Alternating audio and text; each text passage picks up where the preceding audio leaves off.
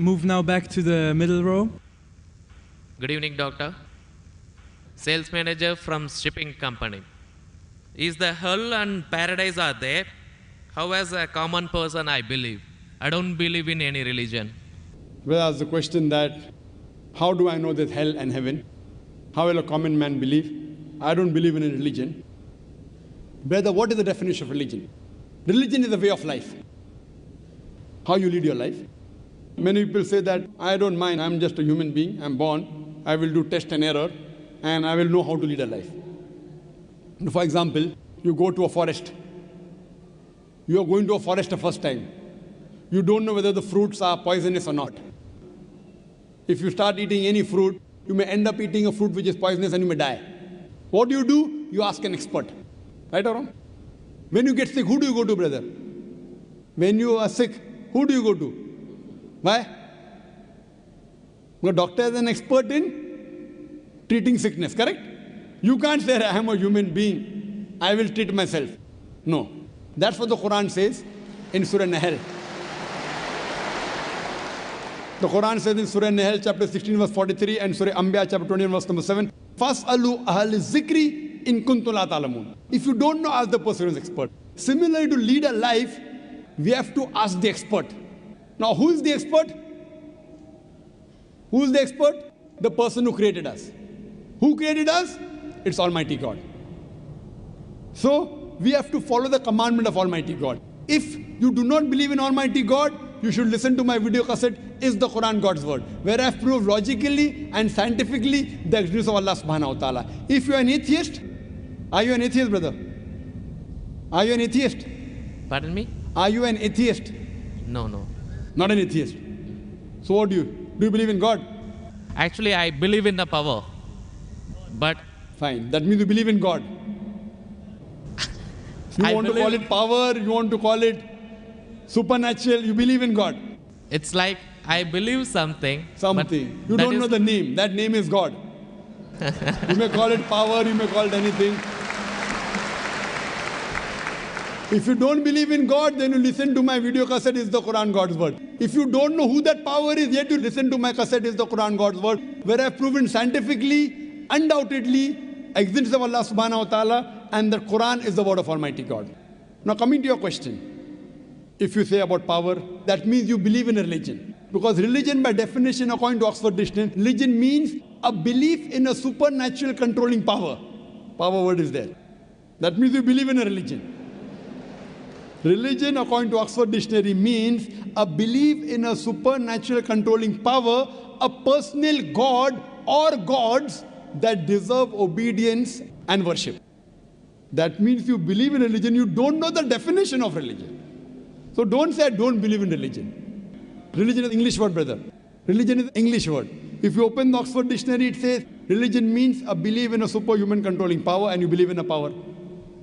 Or a personal God or God that deserve worship or obedience. To know more about that power, you see my video because it is the Quran God's Word. Now coming to your question, basic question, how will I prove that there is hell and heaven? Now if you hear my video cassette, I've proved many scientific aspects in the Quran. If you use science to the Quran, what we come to know that whatever the Quran has said today, 80% can be proved to be 100% correct scientifically. Quran speaks about various scientific facts, which we came to know recently. It speaks about astronomy, it speaks about the spherical nature of the earth, it speaks about the Big Bang, it speaks about the light of the moon is not its own reflected light, it speaks about the water cycle, it speaks about biology, it speaks about botany, it speaks about zoology, it speaks about embryology, all these things. Now, today is the age of science and technology. If we put this test of science to the Quran, what we come to know, 80% whatever the Quran has said is 100% perfectly correct. The balance 20% is ambiguous, neither right, neither wrong. Out of the 20%, not even 0.01% has been proved to be wrong by scientific fact. It is ambiguous. So what my logic says, when 80% is 100% correct, and not even 0.01% of the 20% is proved wrong, so my logic says that inshallah, even that 20% will be correct. It's a logical belief. I being a medical doctor, Quran speaks about astronomy, embryology, genetics, everything perfect. Then you ask me, brother, you being a doctor, you believe in hell? You believe in heaven? You believe in jinn? You believe in life after death? So my logic says, inshallah, even the other 20% in the Quran, which science hasn't reached up to that level.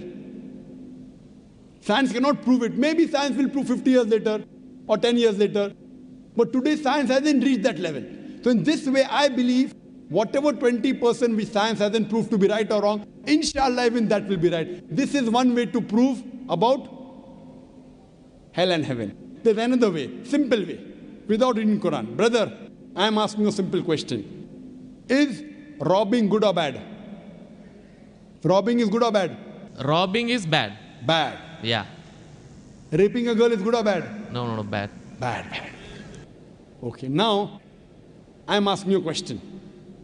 Logically, I suppose happen to be the biggest mafia. Hypothetically. I am a big robber. You prove to me logically and scientifically. I am a very logical person. I am a scientific person. I am a logical person and scientific person. You prove to me why robbing is bad for me, and I will stop robbing. Only one reason you give me, one good reason why robbing is bad for me, and I will stop robbing. It hurts others. It hurts people. It hurts others. What difference does it make to me? If it hurts, if I rob 1,000 riyal, it is benefiting me. I can see movie. I can go to a 5-star hotel. What difference does it make whether it hurts others? Does it hurt me? I told you, prove to me why it is bad for me, not for others. I am least bothered about the others. Why is it bad for me? When I'm robbing 1,000, if it hurts him, no problem. What difference does it make to me? If it hurts somebody else, does it make a difference to me? I can enjoy, I can see movie. I can eat chicken biryani. I asked you, give me one logical reason why it is bad for me, not why it is bad for others. I am a big mafia. I am powerful. I am a scientific person, logical person. Prove to me one good reason, logical, why robbing is bad. I will stop robbing. Come on. Another try, brother. Another try. One more try. Why it is bad? No answer. No answer. Try. There are 20, 30 reasons, 100 reasons you can give. Actually, as you said, the religion means the way of life. Not religion. Why robbing is bad? Tell me. Don't go to religion. No. I'm coming to the point. No, not point. First tell me why robbing is bad. We'll come back to your point afterwards. I'll come to your point afterwards. When that is the way of life. Not way of life. Tell me why robbing is bad according to you. Why it is bad for me, I will stop robbing. Up to me, it hurts others. So, but what difference does it make to me when it hurts others? Does it hurt me? Of course, why it is bad for me, not why it is bad for others.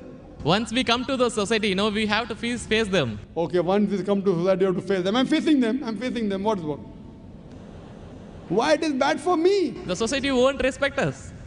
What difference does it make whether respect or not? I can eat chicken biryani. I can go and see a movie. I can go to a 5-star hotel.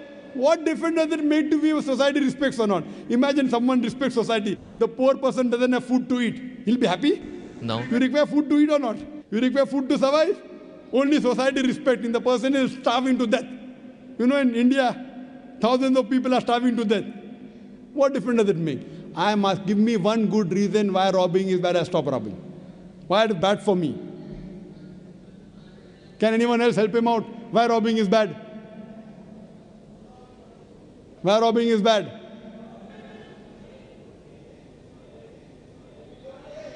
There are various answers. I'll help you out. You may say, police will catch you. Good logical reason. Police will come and catch you. Correct, right or wrong? Correct. But you didn't give the, I'm helping you out. But brother, I told you I'm a powerful mafia. The police is in my pocket. Ministers are in my pocket. Big mafia. See, all the top mafia, the police is in the pocket. They are on my payroll. The police is on my payroll. What will they catch me? Small robber like you should not rob. You will get arrested. I'm a top mafia. The police is on my payroll. Even the ministers are on my payroll. They are in my pocket. So small robber like you should not rob. Big mafia like me can rob. Another reason, I'll help you out. Maybe somebody will come and rob you. Yes. No one can rob me because I've got 100 bodyguards. All of them hiding behind the stage. Bodyguards. Small robber robs, somebody will rob him. No one can rob me because I've got bodyguards. Hundreds of bodyguards with AK-47.